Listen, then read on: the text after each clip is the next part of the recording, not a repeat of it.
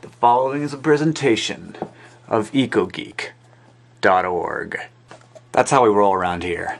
In this, the very first edition of anything video to do with EcoGeek, we are bringing you exclusive coverage of famous people like Daryl Hannah, who was once a mermaid, and Annie Nelson, who was married to the red-headed stranger.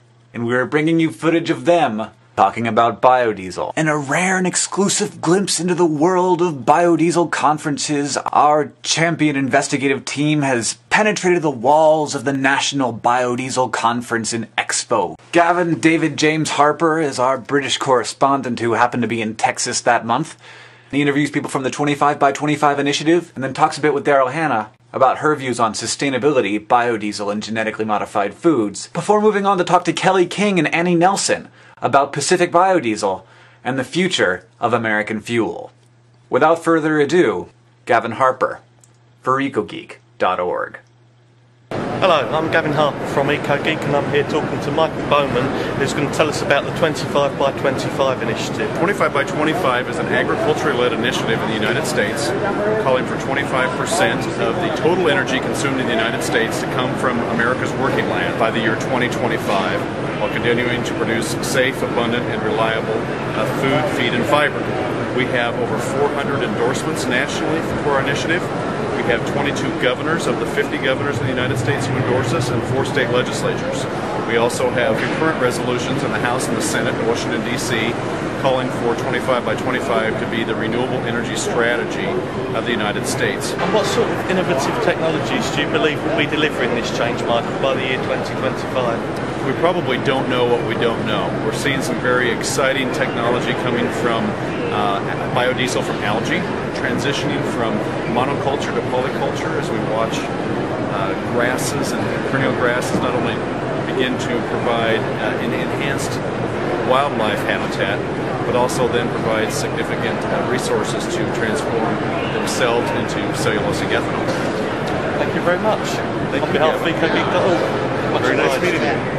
I'm Gavin Harper from EcoGeek, and I'm here today talking to Daryl Hannah about the future of biodiesel. It's very early days for the biodiesel industry. What do you think is the future trajectory, and what do you think that we need to watch out for at this stage? Well, we're at a serious crossroads right now. It has, in the last 4 years, grown so crazily fast. This convention itself used to just be a tiny little convention with a few hundred farmers sitting in a hotel, and now it's in a huge convention center, and there are thousands of people jumping into the game. People are spending money, and that obviously gets things moving in a very treacherous direction. So to make it hold up to the promise that it has for being actually a renewable and sustainable fuel, we really have to watch how it develops. Very easily it could kill the planet. Very easily it could be more damaging to the planet by monocropping, by GMOs, by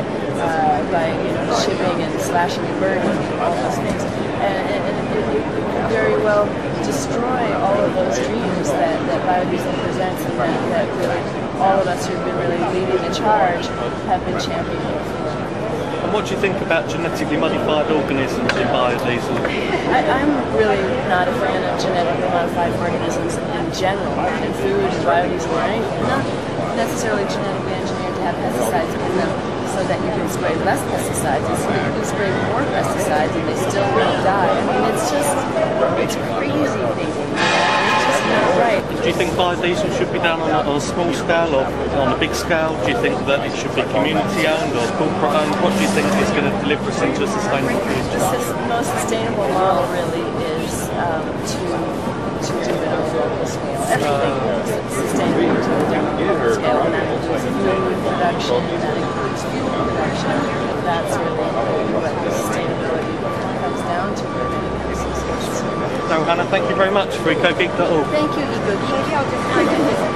One of the great things about biodiesel for business is that we can actually write a contract for fuel.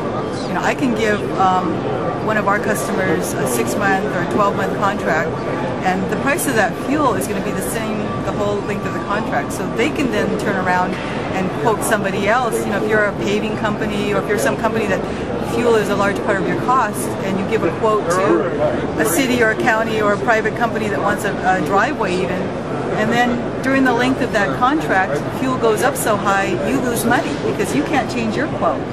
So, part of the beauty of biodiesel is it has a relatively fixed cost. We're not relying on the whims of somebody in the Middle East who wakes up one morning and decides his mansion's not big enough. We're looking at the real costs of production, a fair profit above that, and then, this is what we're going to sell fuel for. We've done it in Hawaii. We've kept our price flat, the first 8 years before we raise our price. But what we've done since then is raise our price once a year based on production costs going up and cost of living going up. And then other than that, we're looking at getting a fair profit. We're not following the petroleum curve. And that's another area where this industry is starting to go, especially in Texas. Everybody wants to buy biodiesel based on what the price of oil is in the Middle East. And that's not right. No. That's not why we do it. I mean, we don't want to help some obscenely wealthy oil producer here, or oil distributor here, to, continue to make obscene profits at the expense of the common good, just to expand his mansion either. And that is the point, actually, of keeping a community and creating a situation where monopolies can't exist. Thank you very much on behalf of EcoGeek.org. Fascinating stuff. Thank you, Gavin, and thank you to all of our guests. My favorite part, I think honestly, was the very end of Daryl's interview where she laughed at our name. I don't want to, stretch too far here, but I'm pretty sure Daryl Hannah thinks we're cute. I'm Hank Green, Editor-in-Chief of EcoGeek.org. Technology for the environment.